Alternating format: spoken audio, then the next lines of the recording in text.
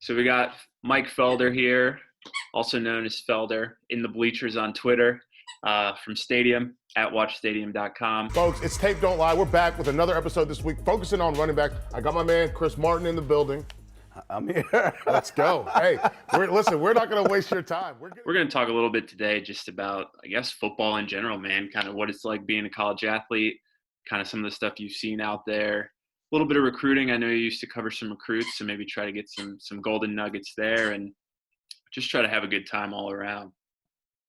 Yeah, I'm looking forward to it, man. Nate, thanks for having me on, and I'm excited. Like, we've gotten to kind of talk via Twitter and talk about like the real experience. So let's give folks the real. I don't think a lot of folks are ready for it. I don't think a lot of folks understand what they're about the experience, but let's do it. All right, well, we'll dive in with the heavy stuff first. So I know we have been talking about the concept of isolation, and being a college athlete. You know, you get there before everybody's on campus. You're there over the holiday breaks. What's that like in terms of, you know, making friends, trying to keep social circles even after school ends? You know what I mean? Well, your friends are your teammates, right? And I we've talked about this, but I'll let folks know. I was lucky going to UNC because I was going to go to UNC whether I played football or not. And so I was lucky in that regard.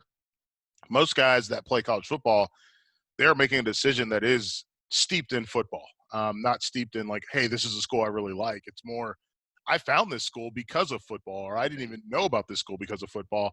So I was lucky in that regard. I was also lucky in that growing up, and I recognize my privilege. Like, I think it's one thing I've been really trying to work to do is because, and we'll get into it at some point, I'm sure, but like so many people have a problem with saying they're privileged. White people have a problem with saying they're privileged. And so I've been trying to acknowledge and openly and honestly that I did grow up privileged. I came from a two-parent household, two professional parents, two parents with advanced degrees, two parents who went to college, and my grandparents went to college too. That's very rare in an African-American household. Three generations of college, and like college wasn't an option. It was a destination along the way to get to where you're going to go. So I was lucky in that regard, but I always was going to go to UNC to the point where I shut down my recruiting when it was other schools, when it was Wake Forest, when it was Duke, when it was Wofford, when it was the Naval Academy even. I was like, I'm not going there. If I can't play football at UNC, I'm not going to play. And so I'll just go to school there and still get the experience that I want. So I was lucky in that regard. But at the end of the day, and to say I had friends who were also going to UNC as students. So I had a lot of friends. When I got to school, moved into 613 Airing House was my spot, right? That was the 6th floor of Airing House. The good players lived on the ground floor. Then the next players lived on the 1st floor. And then the rest of us lived on the top floor. When I moved to my school dorm, there was a guy that I went to high school with that was a year above me who didn't play football, who didn't even know that I was going to UNC. And I was like, you're Brandon Greify, right? And he was like, Michael Felder? And I was like, yeah. And he goes, from East Meck. I was like, yeah. And he's like, oh, dude. And so I got introduced into that friend group because we went to high school. The same thing with like girls that I went to school with that lived in Craig or Morrison or whatever. Like, I got to meet all their friends and know each other because I went to school with them. And I think a lot of guys, especially you think about guys that travel across the country, they don't have that as an advantage. So it is isolating in that regard. And then we get into the class part of it. And I was lucky because I was a walk-on. They didn't particularly care what I did. So I was able to take whatever classes you wanted. Take the classes I wanted. And listen, we're talking year 3 of football at this point, right? Like I'm in year 3 is when I'm starting to schedule labs or recitations during football practice so that I can get out of it. No way. I'm not going pro. I know I'm not going pro. Yeah. And it's not even about going to that class. There are times I skip those classes, but it was about was like, oh, gives me excuse to miss practice. Yeah. And I'll take it. But you guys have that rule where it was like you don't practice on Wednesday, you don't play. Yeah, absolutely. I think everybody has that rule, right? If you don't practice on Wednesday, and that's, I mean, to get off of the isolation thing, to talk about like the reality of college football, there are guys that are killing themselves to get to that Wednesday practice. Yeah. To be able to go. And I had a lot of that mentality wrapped up into my first year when I had my defensive coordinator. But then once Jim Fleming, who was my defensive backs coach, once he left, and once our defensive coordinator left, we brought in a new scheme, new system, new whole thing. The thing that kept me at UNC instead of transferring was I wanted to be there anyways. Right. That's what the buildup from the start of this story was, is I wanted to be there anyways. But I wasn't going to I can't play cover two. I mean, you got to be down in the box. I'm a down in the box safety. You're talking to a guy. At that point, I was 5'10". I weighed 200. Like, they spent the entire first year working on my body to fit my style. I went from 5'10", 5'11", 172 pounds when I got to UNC, dropped down to 160 because you know what camp is like. Yeah. Dropped down to 160. They put me on hard gainers. I wasn't allowed to run. So I'm on hard gainers. I'm drinking multiple shakes, and you mentioned the mentality of, like, you have to be able to go. Mm-hmm. I'm in that mentality because I'm a freshman. Absolutely. So I'm drinking all my shakes, and then I got teammates that are sophomores and juniors still on hard gainers who are like, nah, dog, I'm not drinking all these shakes. So they pour, while I'm on the bench, they're pouring their shake into my shake. So Cortez, how much weight have you gained since you got here in May? I've gained 23 pounds. So I'm having 3 shakes a day.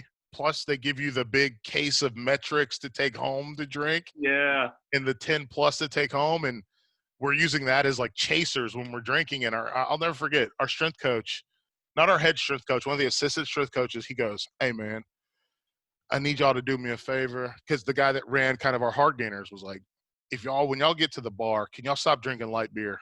I need y'all to drink. He goes, let's start with a pitcher of Guinness, and then it's Bud heavy. That way we can just put this weight on you boys. Talk about going back home after bulking up, right? And you're on campus and you're like, okay, I'm the smaller guy. But then when you come back, all your friends are like, holy shit, you got huge. You know what I mean? Yeah. I went from that 170 kid to when I got home. When I came home for Thanksgiving, my mom – I'll never forget this. My mom had like all these like plans, or excuse me, for when I came home for Christmas. Thanksgiving, I came home for Thanksgiving, but the change came even closer to Christmas, where after exams. When I came home for Christmas, my mom, was bigger at Thanksgiving, but Christmas I came home and she was like, oh my goodness. And then here's the thing. She had all these plans for what she was going to get me for Christmas. And we were going through my big duffel bag with laundry in it. And she said, why are all your underwear cut on the side? And I was like, oh, because my legs don't fit. I love it.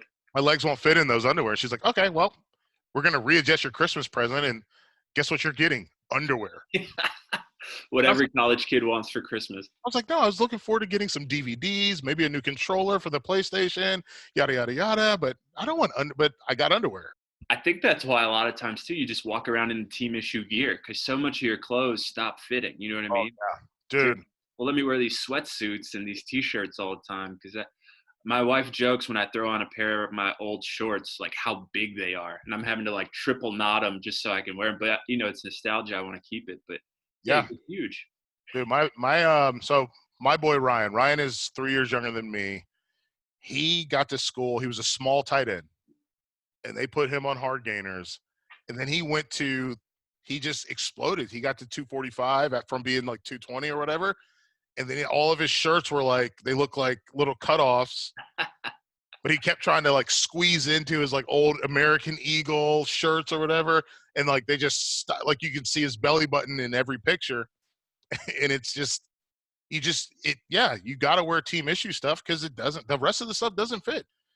That was reality. Also, the other thing that happened, going home, my dad, I have a little brother. My little brother is taller than I am, but I'm more stout than he is, especially now. But we used to always wrestle as like a house wrestling matches and like pinning each other and the whole deal. And my dad, when I came home, my dad was coming down the stairs after I dropped my bags off and the whole deal. I'm in the living room. I'm hugging my mom. My dad comes up and yokes me up from behind. But I drop down into like a horse stance, and then I reach behind me, and I picked my dad all the way up and body slammed him on the ground. And he was like, whoa. And I was like, I lift every day. That's all I do is lift. Like, I'm strong. I'm super strong right now. He was so surprised. And my mom comes in and she's like, we're not doing this anymore. It's over. The wrestling is Somebody's gonna get hurt out here. yeah. It was the only time that I ever really bested my dad in wrestling. And he was just like, whoa, okay, well, I guess they're feeding you right and you're working out and you're getting very strong. I don't think people realize how strong a college athlete can be. We had to play like Hargrave, like our non-travel squad. We would suit up against Hargrave or Fork Union. Yeah. And the difference between those kids who are far more talented than us, right? They're more talented than your walk-ons and your redshirt kids and the whole deal. They're more talented than us. Well, yeah, some of them are going to end up at big-time programs. Yeah, some of them are going to end up at our program, which is why we're giving them an audition to come here and walk through our school. And we're treating them – we're rolling out the red carpet with good food instead of the regular food. But the difference between at that point as a sophomore or as a junior, I was a grown man. Yeah. And to be able and to be willing to absolutely mush out a 17 or an 18-year-old, they're not prepared. I think kids today, and I don't know if this is a good segue into recruiting, but I think kids today are more prepared than they've ever been. Yeah. And let's jump into that a little bit. They're more prepared than they've ever been, but I also think that you do have to kind of take into account. There's a reason why Kansas State is still kicking people's teeth in every now and then. It's because they've got adults who are willing to do it. BYU is another program. They've got real adults who have been lifting weights, like you said, 1, 2, 3, 4 years, and are willing to. They can cross that boundary, and I think that's the interesting part of all of this. Let's talk about recruiting a bit. Let's talk about. And I was saying, I sent you the question: who's a guy out there right now that people probably aren't talking about, and not at a big time program? Okay, so he's not from this most recent class. Okay, he's from last class at FAU. He's a running back. Okay. Larry McCammon. Okay. Larry McCammon is because I was watching George Pickens play, I got a chance to see Larry McCammon.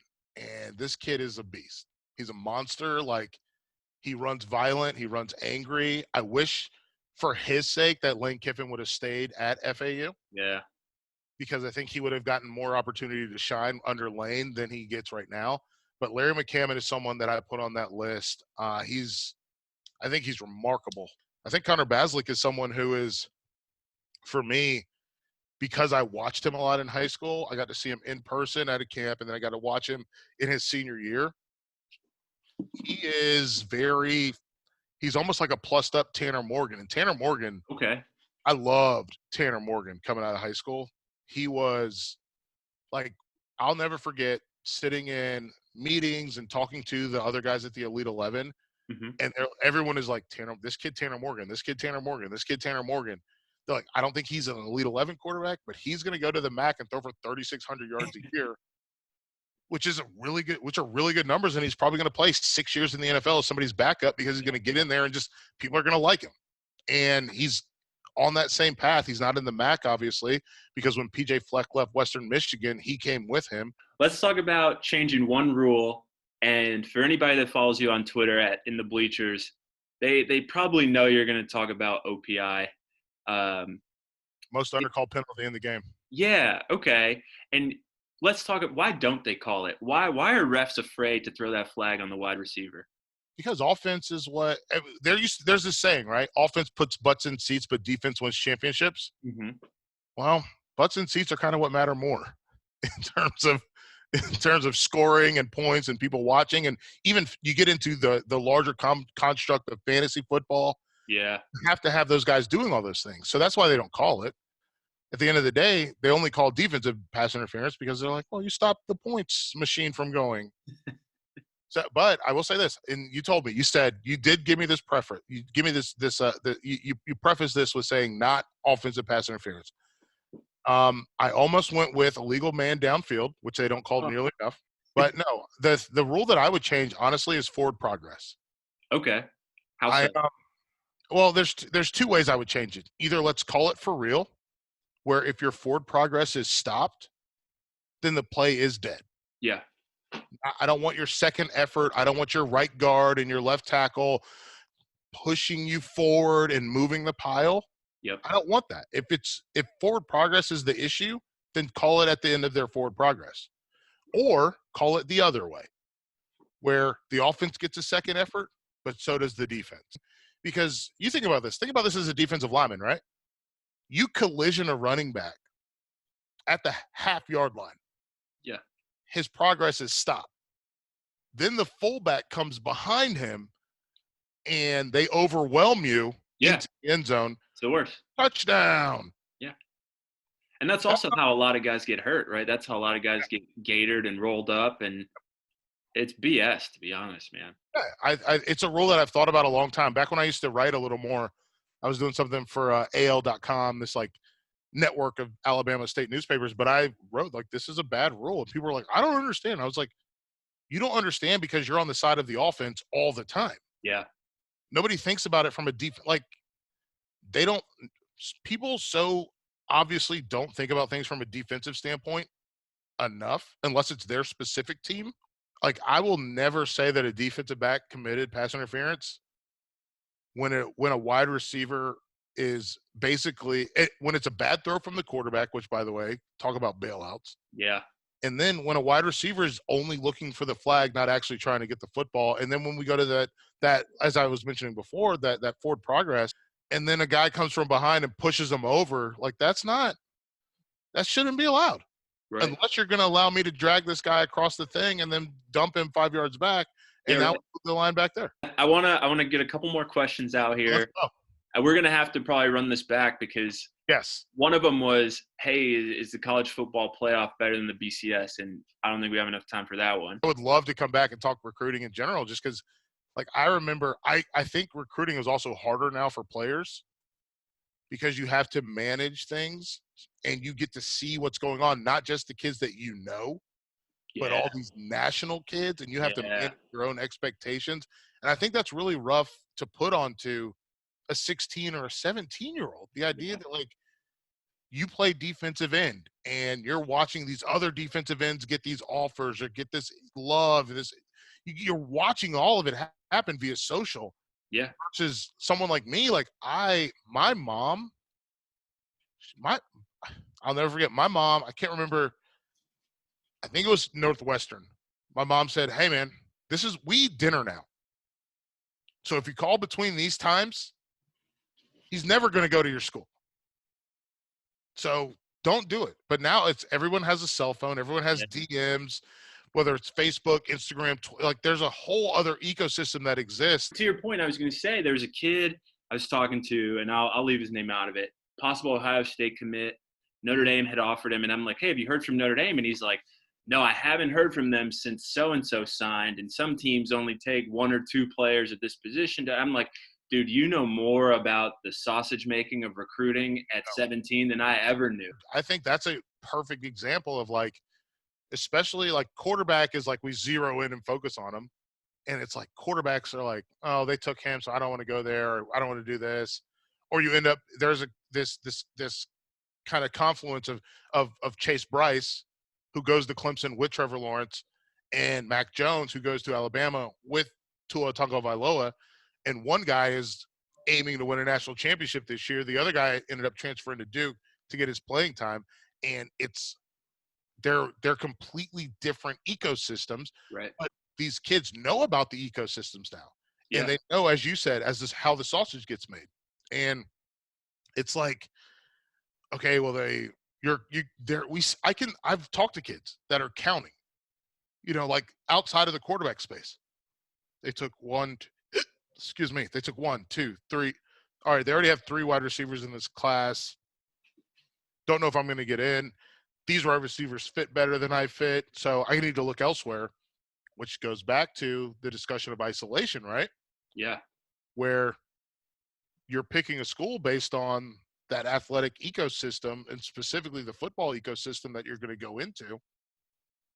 Because if you're a tweener and they are looking for hard position guys, yep, you got to figure out what you're going to do.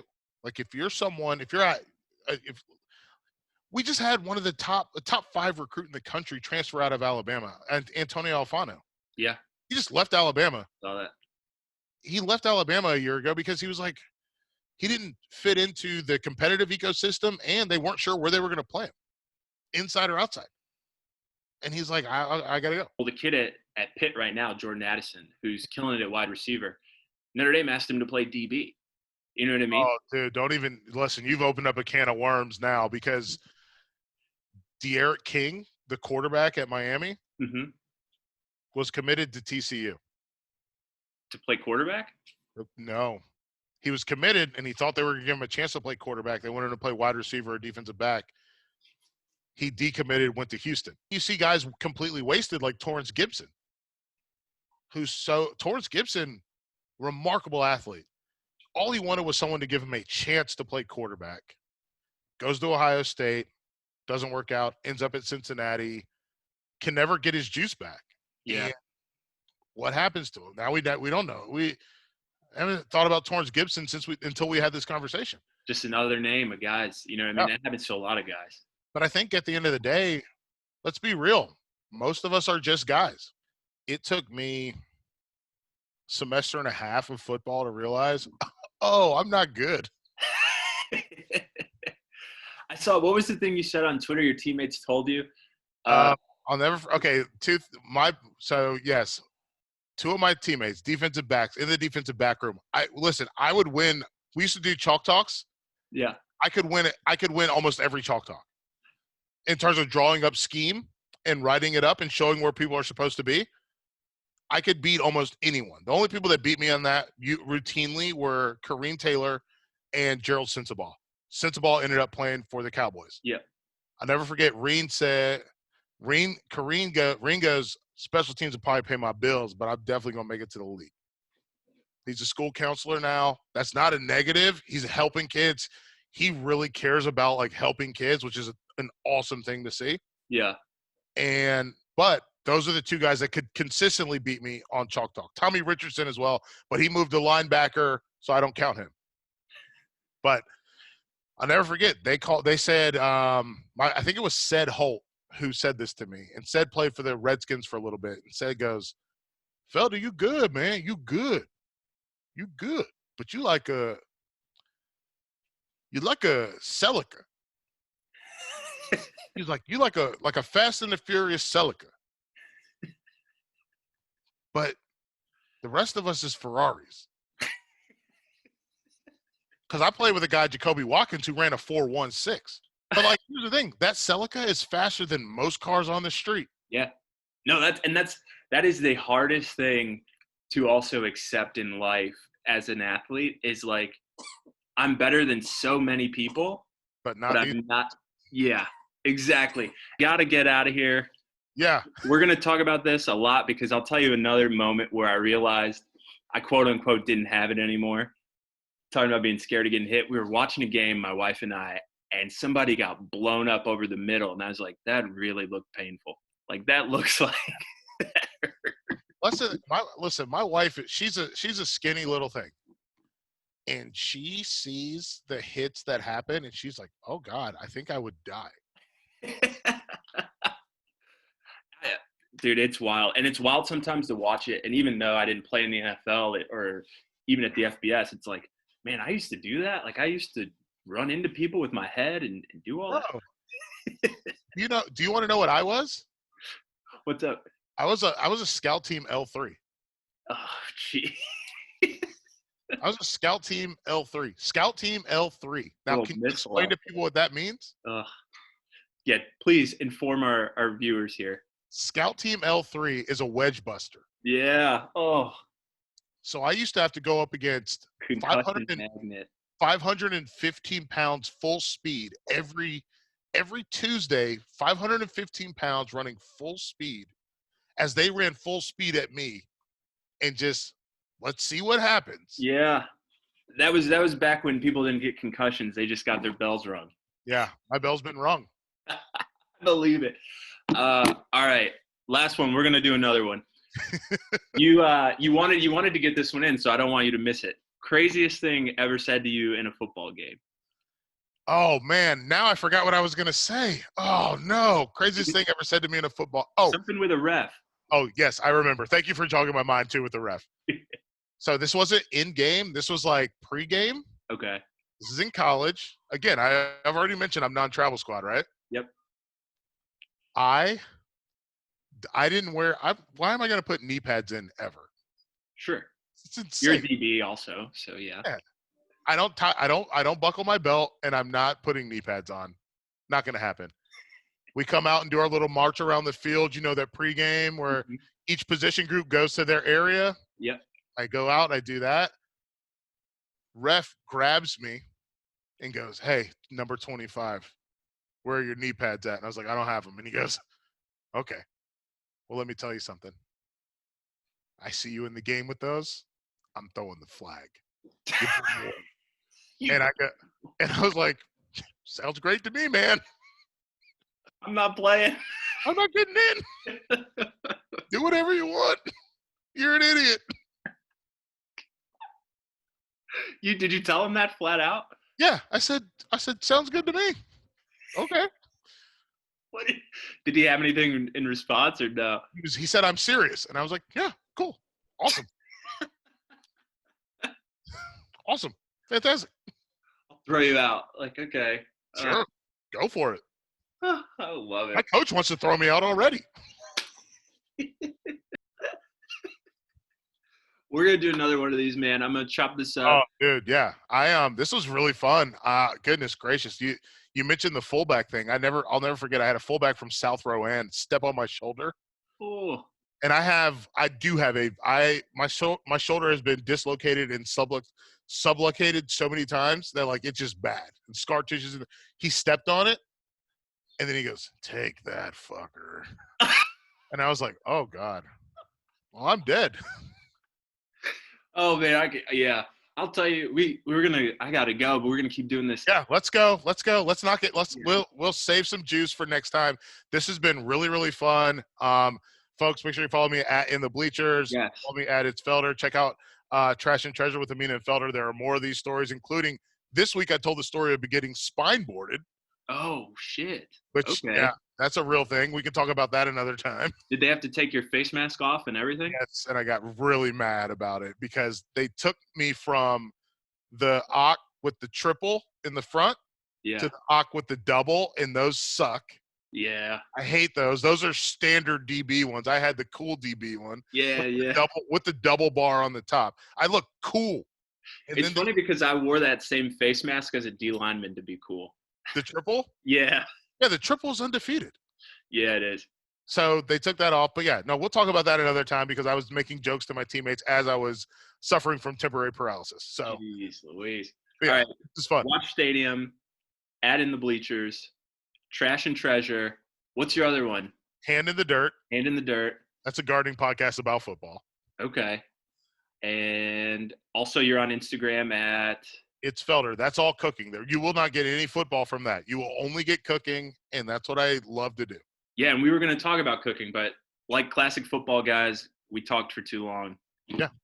But we will get another one of these and run it back. Felder, I really appreciate the time, man. Thank Dude, you. this has been fun. We'll do it again soon. Later, man. Boom.